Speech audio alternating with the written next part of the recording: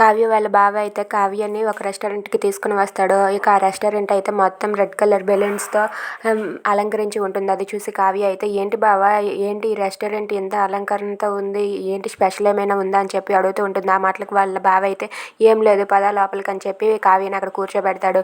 కూర్చోబెట్టి వెయిటర్కి డబ్బులు ఇస్తూ ఇలా మాట్లాడుతూ ఉంటాడు. నేను చెప్పినవన్నీ తీసుకొనిరా అని చెప్పి వెయిటర్కి డబ్బులు ఇస్తాడు. అది చూసి కావ్య అయితే ఏంటి బావ ఏం చేస్తున్నాడని చెప్పి అనుకుంటూ ఉంటుంది. ఇంతలో రాజు అయితే శ్వేతతో వచ్చి ఇలా అంటూ ఉంటాడు, ఏంటి అతను నీకు డబ్బులు ఎందుకు ఇచ్చాడు, ఏం చేస్తున్నావు అని చెప్పి అంటూ ఉంటే, లేదు సార్ ఈరోజు వ్యాలంటైన్స్ డే కదా సార్, కేకు బుకే అలాగే గిఫ్ట్ తీసుకుని రమ్మని చెప్పారు సార్ అని చెప్పి అంటూ ఉంటాడు. ఆ మాటలు విన్న రాజు అయితే ఒక్కసారిగా షాక్ అవుతాడు.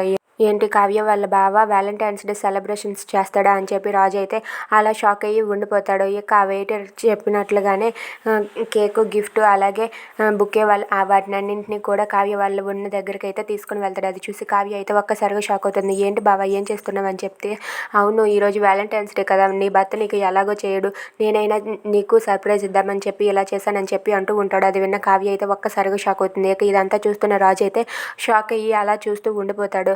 Thanks for watching friends, please subscribe our channel. Thank you.